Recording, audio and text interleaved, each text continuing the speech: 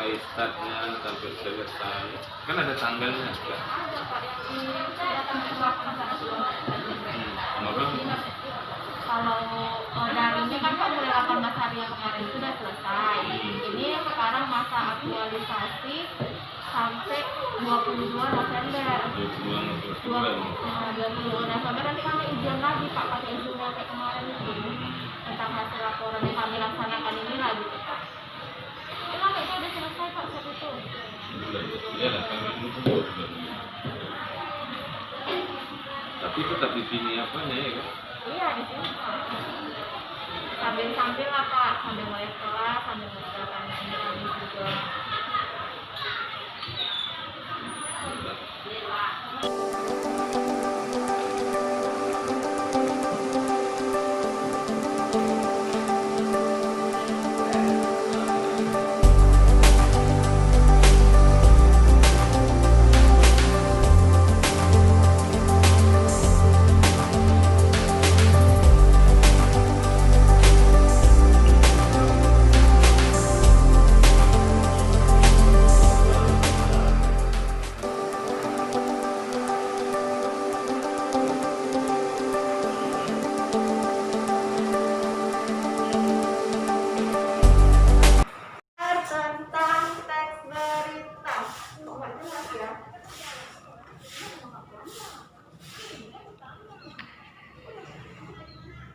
Jelas nak?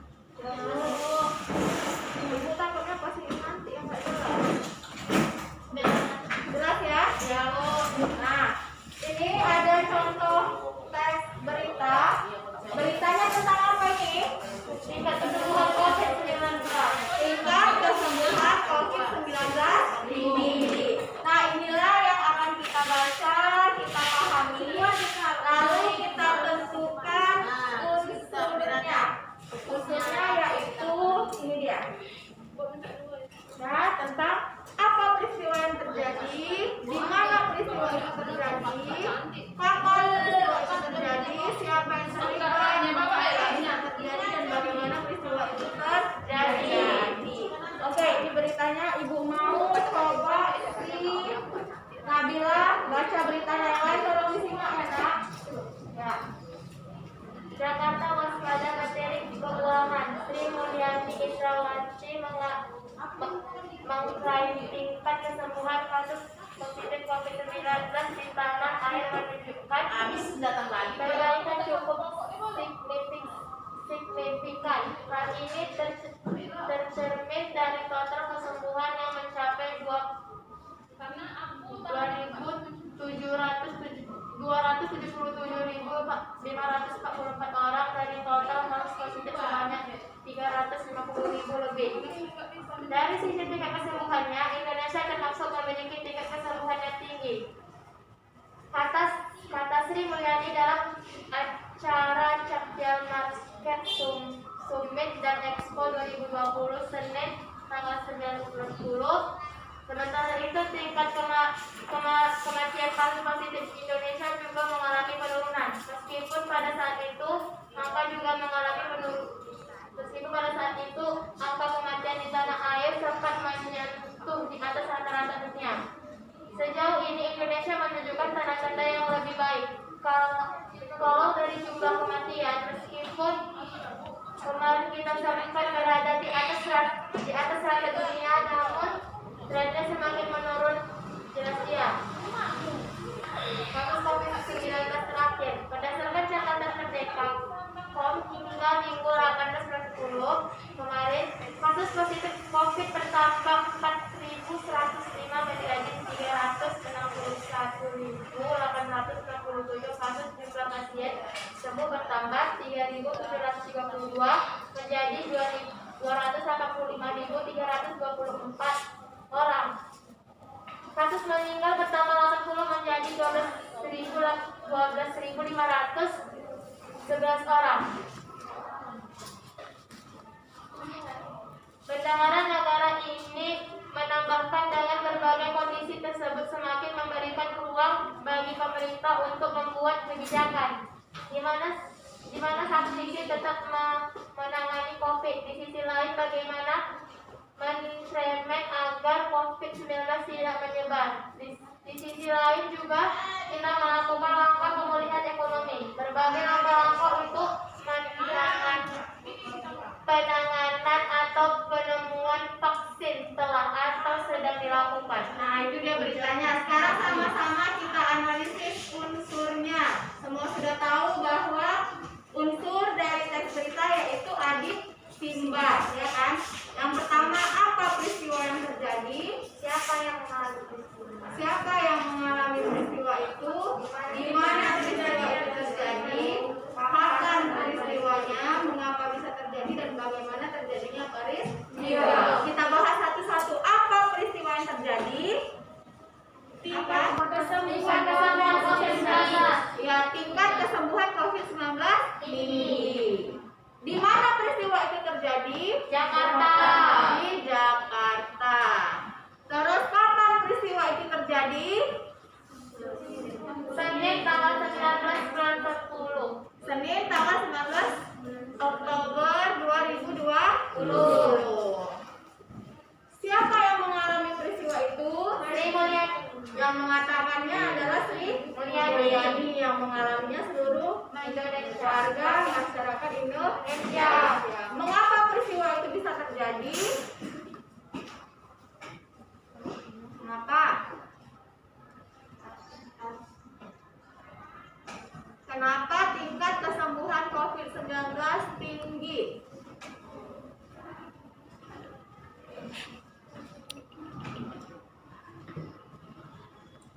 Ya, kenapa?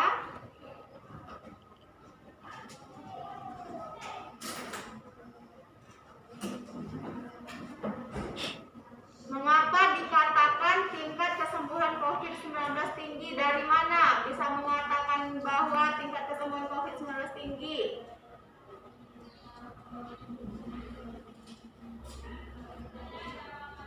Berdasarkan catatan Kedekapon hingga 1890 kemarin, Jam pelajaran pertama telah selesai. Jam pelajaran kedua segera dimulai. jumlah pasien sembuh bertambah 3.732 menjadi 285.324. Ya, dia berdasarkan catatan merdeka.com. Jadi ada datanya ya. Bagaimana peristiwa itu bisa terjadi?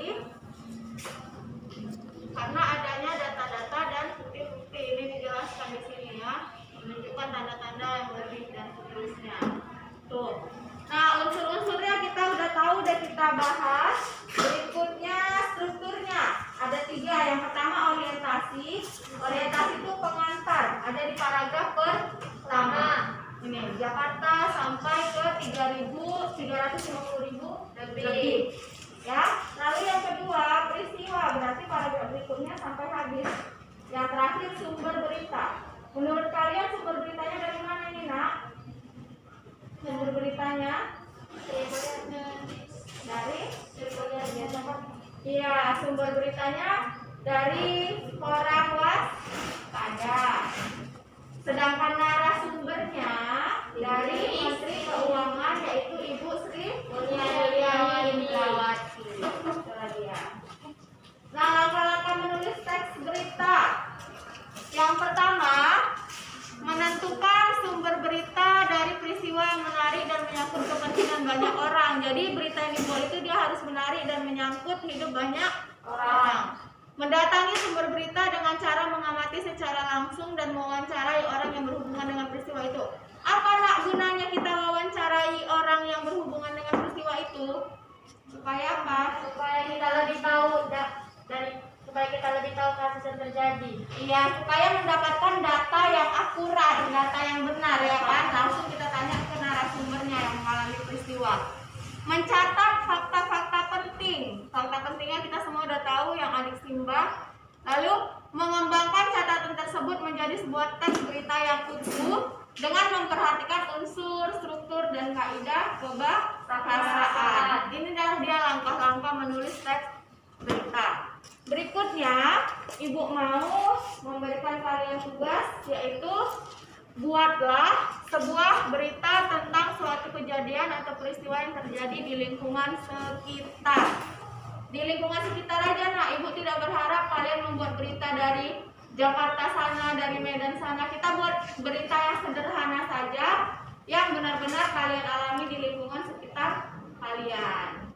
Ya, misalnya tadi pagi ibu kalian baru belanja dari kedai, terus bawa informasi bahwa harga cabai naik atau harga bawang, harga tomat, itu kan bisa kalian jadikan sebuah berita. Ya, atau misalnya ada razia masker di Tanjung Tiram, bisa kalian jadikan sebuah berita. Ya, nah sekarang silakan kalian kerjakan di buku latihan, buat sebuah berita tentang kejadian atau peristiwa yang terjadi di lingkungan sekitarmu. Oke, silakan dikerjakan.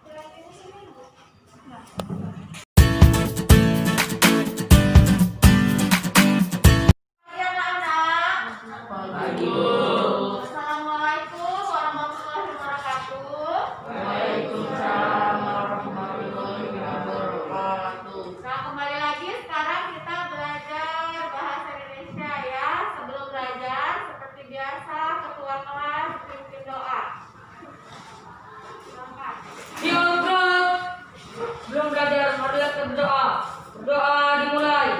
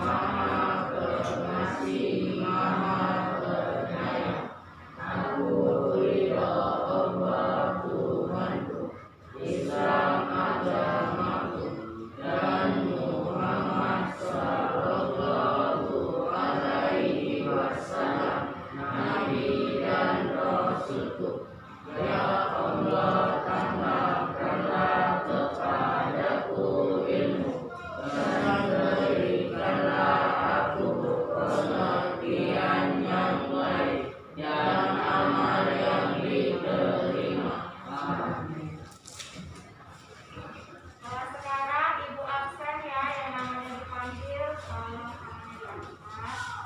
ini kelas 8E. Nomor absen berapa nih yang hadir sekarang? Dari nomor 1 ya. Adrian, Hadir, Bu. Adriano, Ahmad Faisal, Ardian Syah Putra. Datang apa nih keterangannya? Alfa. Rawinta, Dimas, Fitriani, Beria, Hardian. Apa nih keterangannya nak? Alfa. Indri, Alfa. Kenny, Mahmuda, sakit si Mahmuda ya. Sultan, Haikal, Iqmal, Najli. Nah, ada yang belum dipanggil namanya? Sudah semua. Ya, jadi di pelajaran bahasa Indonesia kali ini, sebelum mulai belajar, ibu mau mengadakan yang namanya rolling class, rolling in the class. Ya, apa itu rolling in the class? Jadi kalian akan mengambil satu nomor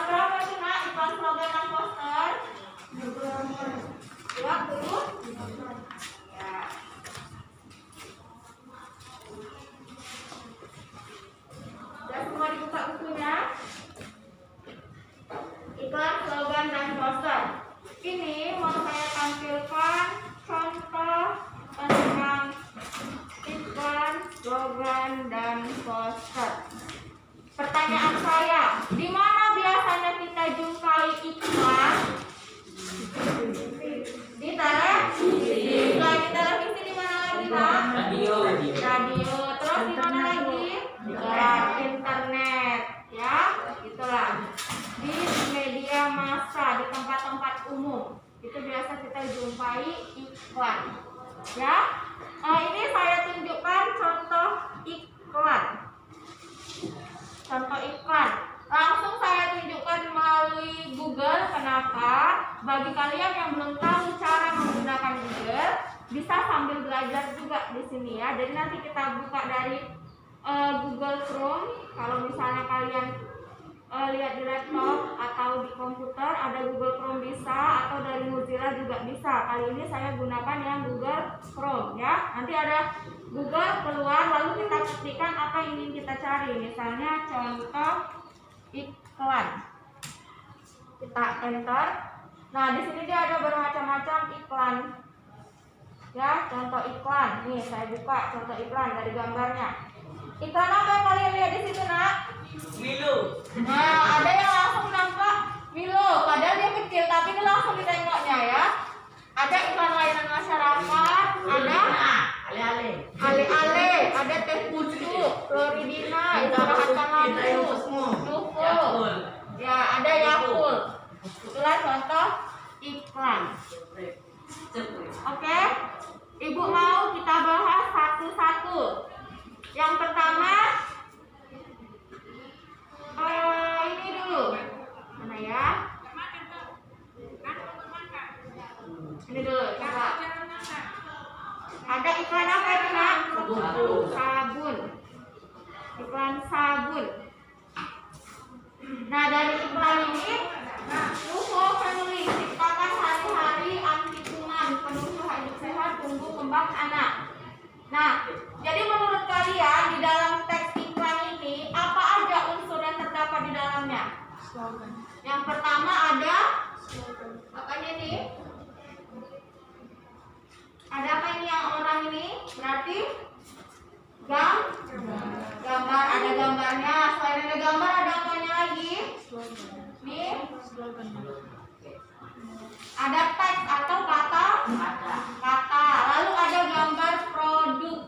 Ada gambar produk. Kata-katanya dibuat semenarik mungkin agar orang tertarik untuk membeli produk tersebut. Jadi ini disebut dengan iklan produk. Bandingkan lagi dengan iklan yang lain. Ini ada iklan berikutnya.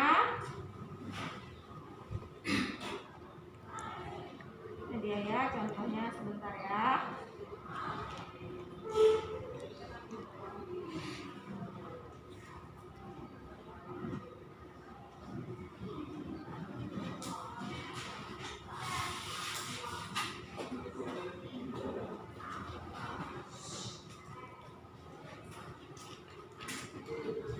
Contoh iklan jasa.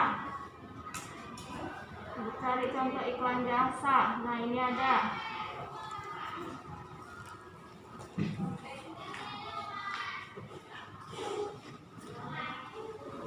Contoh iklan jasa.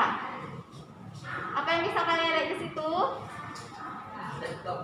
Laptop ya, melayani jasa servis semua kerusakan laptop atau PC. Apakah ini termasuk iklan?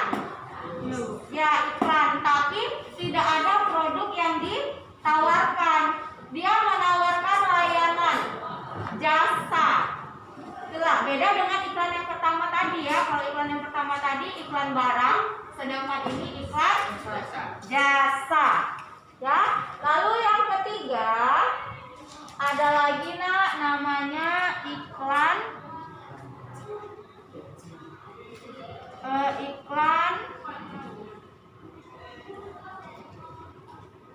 layanan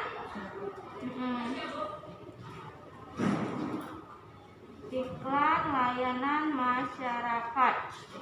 Itu yang bagaimana pula? Nah, ini iklan layanan masyarakat.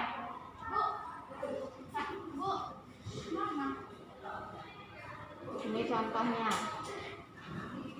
Ya. Nih, manis sih tetapi sayang, pembunuh, stop merokok. Satu batang rokok mengandung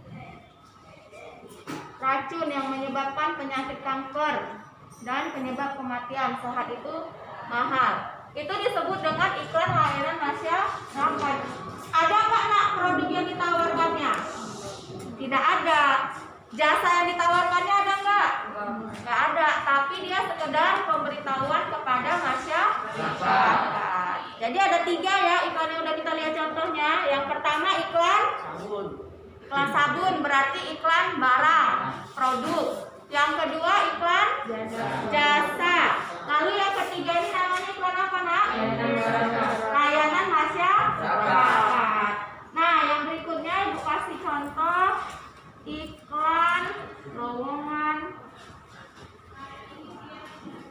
pekerjaan.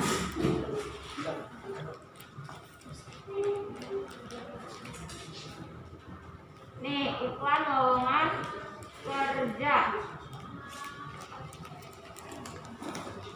Nih lowongan pekerjaan. Ada dibutuhkan di situ seorang sekretaris. Biasanya kalian lihat iklan lowongan kerja ini di mana nak? Koran. Di koran, ya benar sekali ya. Di koran.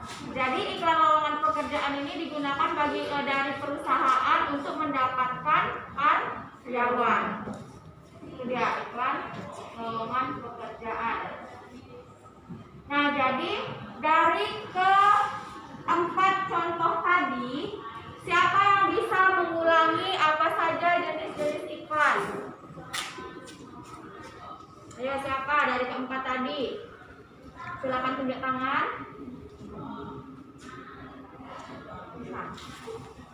Coba Dea Winta, silakan. Apa aja? Yang pertama iklan? Iya, iklan produk. Yang kedua? Jasa. Yang ketiga? Layanan masyarakat, bagus. Yang keempat? Lowongan pekerjaan. Itulah dia jenis-jenis iklan. Ya. Berikutnya ibu kasih contoh kalian slogan. Sebelum ibu kasih contoh slogan, siapa yang mau menjawab definisi dari slogan? Siapa yang tahu nak? Apa yang dimaksud dengan slogan? Ya silakan. Slogan adalah perkataan atau kalimat pendek yang dipakai sebagai dasar, tuntunan atau pegangan hidup. Ya, slogan adalah kalimat pendek yang dijadikan dasar, tuntunan atau pedoman hidup. Ya, jadi contohnya ini dia. Hidup hanya sekali, hiduplah yang berarti. Itu contoh-contoh slogan. Dia kalimatnya singkat aja nak. Nih. Hijaukan kembali untuk masa depan bumiku, hidup hanya sekali, hiduplah yang berarti. Kalau di kelas ini contoh slogan itu misalnya membaca, membuka jendela dunia. Telah selesai. Ya. Jam pelajaran kedua segera dimulai. Berikutnya poster. Sebelum ibu kasih contoh, siapa yang bisa ngasih definisi apa itu poster? Ya silakan. Poster ada plakat, kata-kata pendek yang dipajang di tempat umum. Ya, poster adalah plakat atau kata-kata pendek yang dipajang di tempat umum. Ya, itu dia. Nah, ini dia contoh poster nak. Nih, buanglah sampah pada tempatnya. Ya, itu poster. Ada lagi ikan bergizi tinggi, sehat dan enak. Semakin cerdas, maka akan semakin bermanfaat. Itu dia. Kalau di kelas ini ada nggak kalian lihat poster? Mana? Ya itu ya contoh poster. Belajar tanpa mengenal putus asa. Guard area from heating global. Lindungi lingkungan dari pemanasan global. Atau keep your earth smile. Ya, itulah termasuk dalam poster, ditempel dia mana? Itu. Jadi kalau poster ini ada gambarnya, ada kata-katanya, dan menggunakan warna-warna yang menarik. Ya, itulah contoh iklan, slogan, dan poster. Iklan yang sering kalian lihat dalam kehidupan sehari-hari, baik itu dari televisi, dari radio, maupun dari internet. Ya, slogan kita udah tahu kalimat singkat yang sebagai dasar tuntunan atau pedoman Hidup. Biasanya dia hanya dalam bentuk kata-kata, sedangkan poster, plakat yang ditempel di tempat umum. Ya. Lalu dari yang sudah Ibu jelaskan, sekarang siapa yang bisa memberikan satu kesimpulan perbedaan antara iklan, slogan, dan poster? Apa saja perbedaannya? Apa saja perbedaannya? Silakan dicari dari bukunya. Kalau unsur slogan itu apa? Unsur iklan itu apa?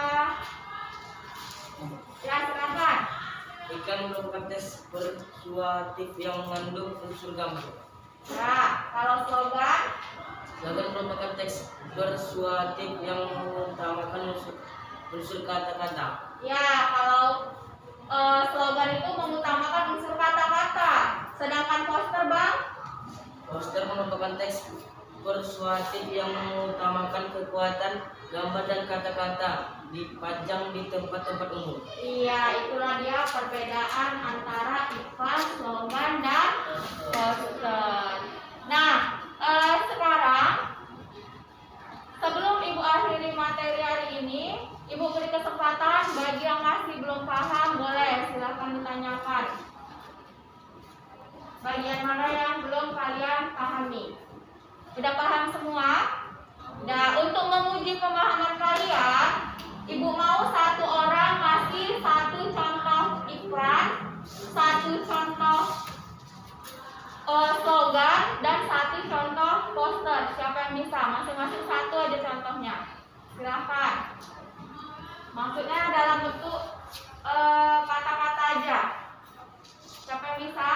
Ngasih satu contoh iklan. Tunjuk tangan yang bisa ngasih satu contoh iklan. Ya, silakan. Iklan apa? Iklan Pepsodent. Yang bisa ngasih satu contoh slogan. Satu aja Ibu minta, satu contoh slogan. Bisa? Slogan.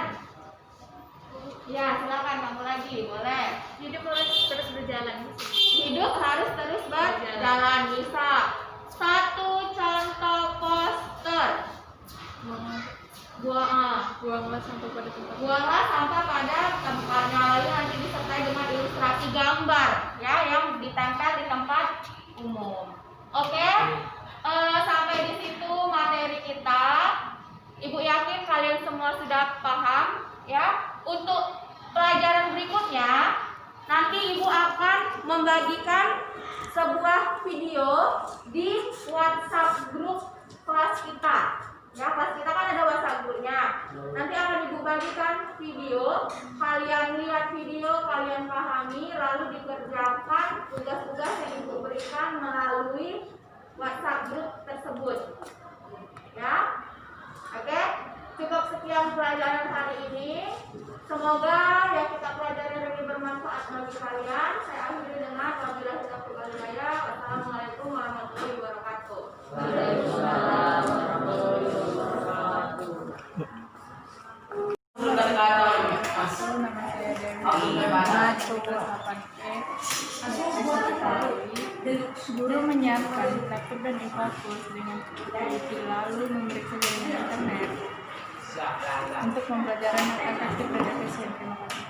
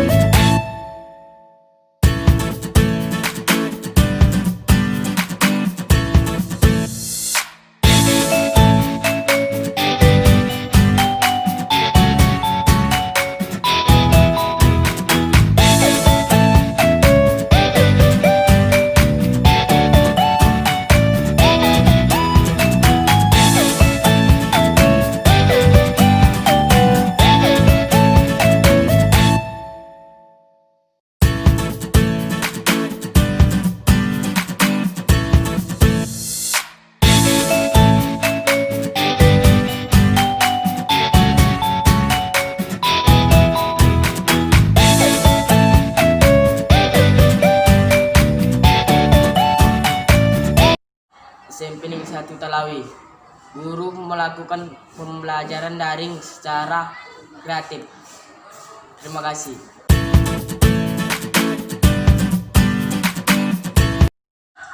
Selamat pagi anak-anak.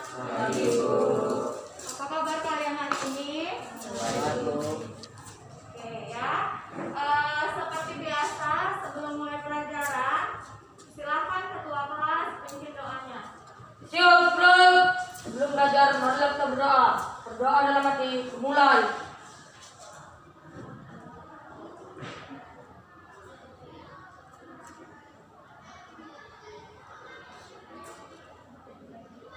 Berdoa selesai.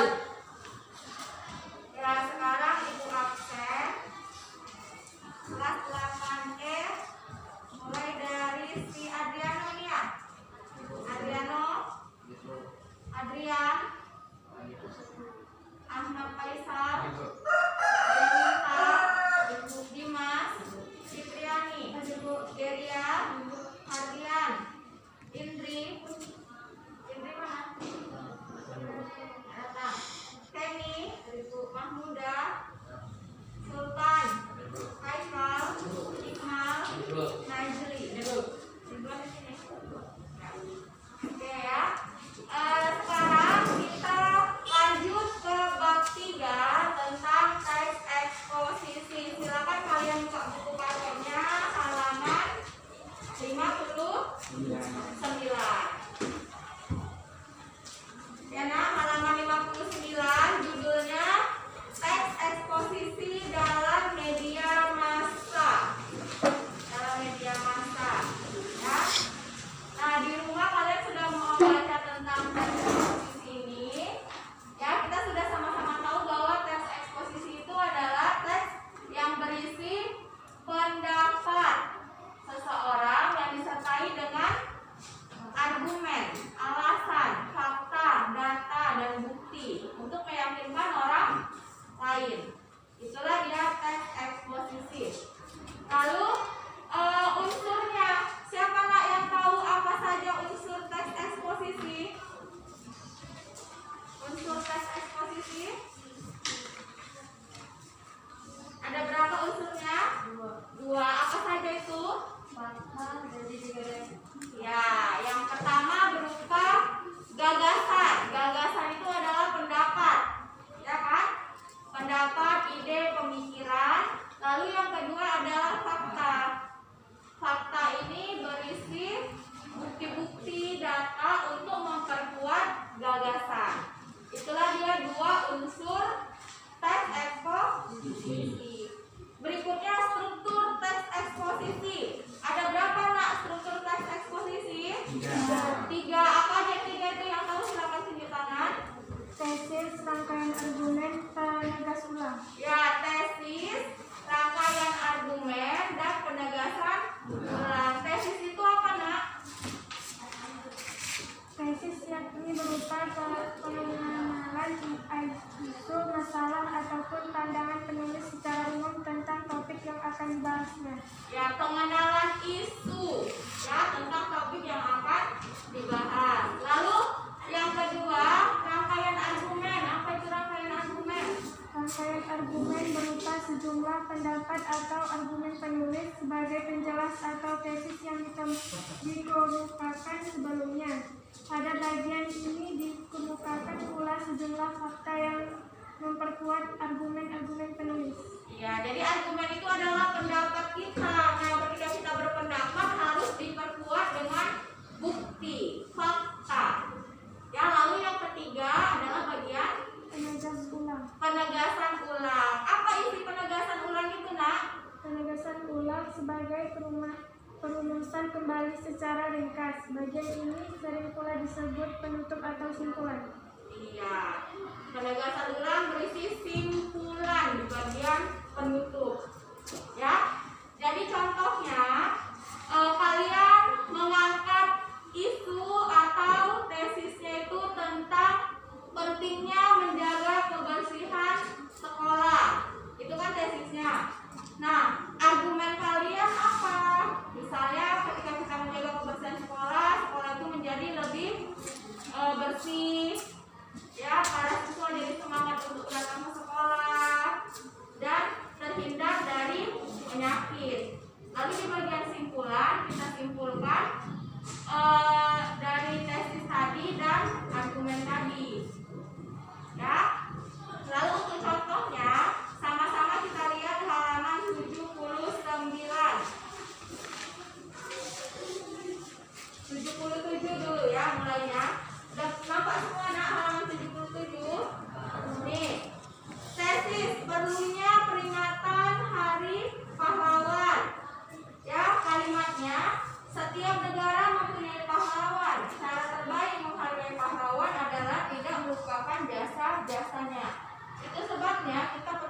memperingati Hari Pahlawan setiap 10 November agar bisa mencontoh semangat juang.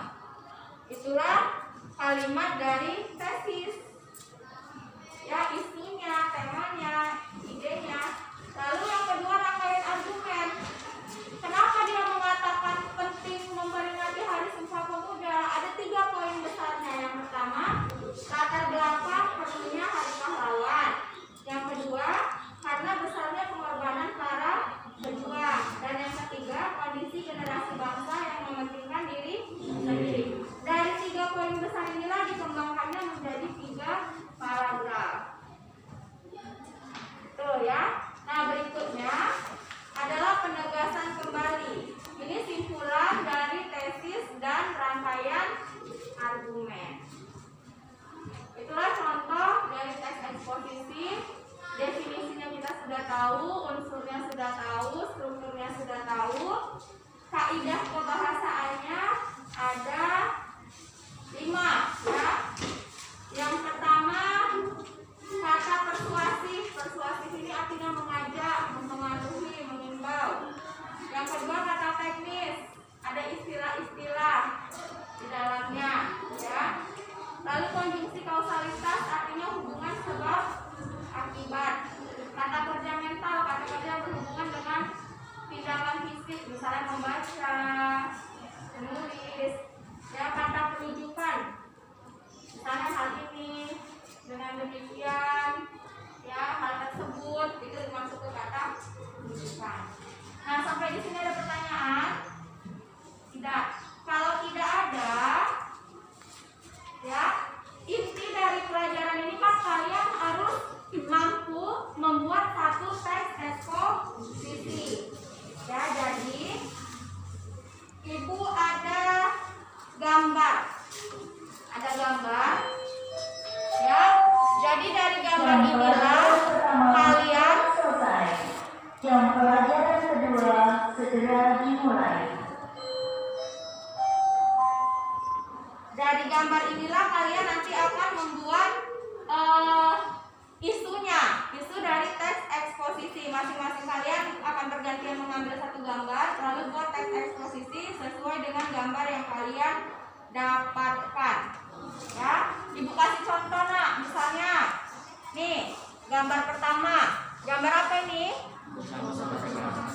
Ya, membuang sampah sembarangan. Nah, menurut kalian membuang sampah sembarangan ini perbuatan yang baik atau yang tidak baik?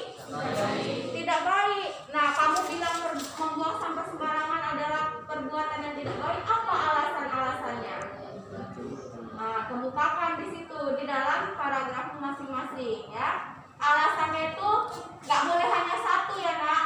Agar orang percaya dengan pendapat kita, maka alasan kita itu harus banyak, disertai dengan pendapat, disertai dengan bukti-bukti dan data yang kuat. Itu dia. Ya.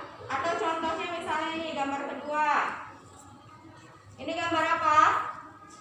4 sehat 5 sempurna. Ya, makanan 4 sehat 5 sempurna. Menurut kalian penting nggak kita makan makanan 4 sehat 5 sempurna ini? Penting. Nah, kenapa kalian penting makan 4 sehat 5 sempurna? Nanti silakan kalian tuangkan di dalam paragraf kalian. Jadi ibu di sini membantu untuk kalian lebih mudah menemukan isunya, menemukan bagian tesisnya. Jadi nggak bingung-bingung lagi. Aku tentang apa ya? Nggak bingung lagi. Udah sesuai dengan gambar yang kalian dapat saja. Tinggal membuat dalam bentuk paragraf tesisnya apa, rangkaian argumennya apa, penegasan ulang pendapatnya apa. Paham yang harus dikerjakan? Paham. Oke, ini ibu acak gambarnya. Kalian boleh maju satu persatu untuk mengambil gambar ini. Ya, mulai dari Pak, silakan. Ambil satu ya nak. Lanjut.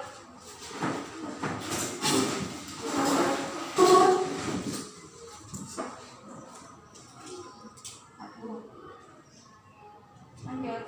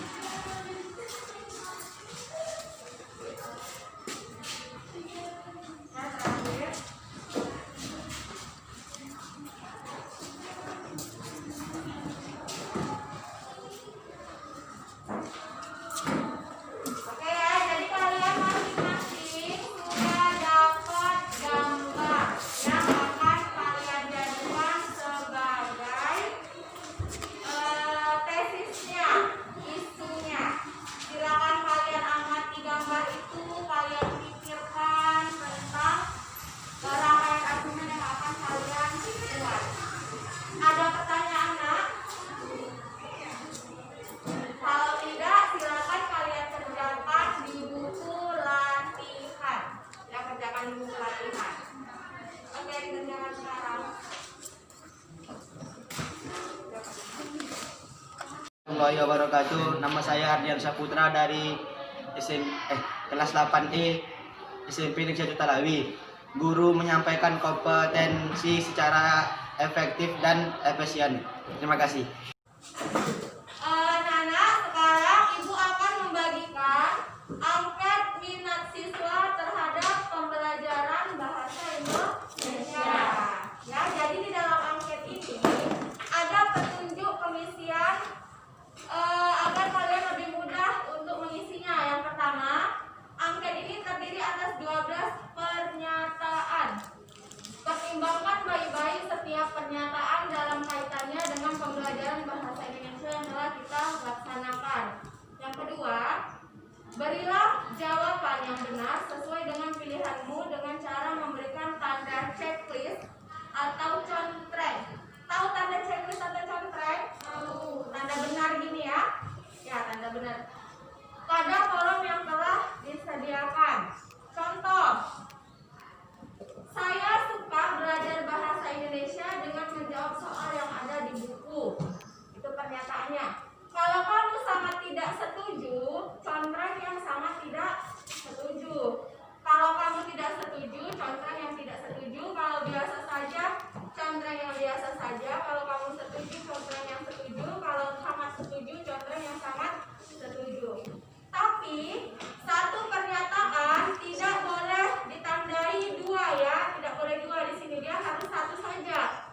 Apakah sangat setuju saja, tidak setuju saja, biasa saja, setuju atau sangat setuju.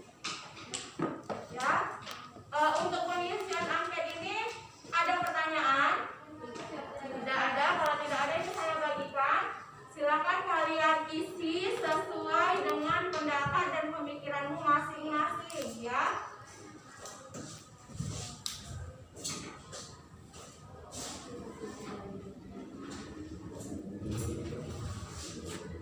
Dikirim belakang, kamu ambil satu, sisanya kirim ke belakang.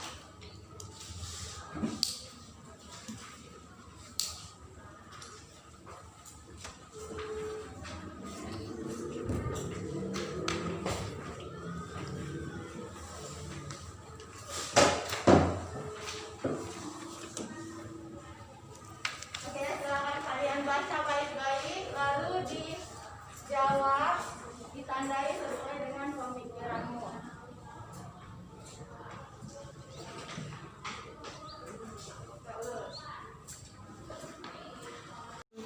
Nama saya Muhammad Nazli, kelas 8E, SMP Negeri 1 Talawi. Guru memberikan angkel kepada siswa dan menjelaskan cara mengisinya dan dengan sopan dan santun. Terima kasih.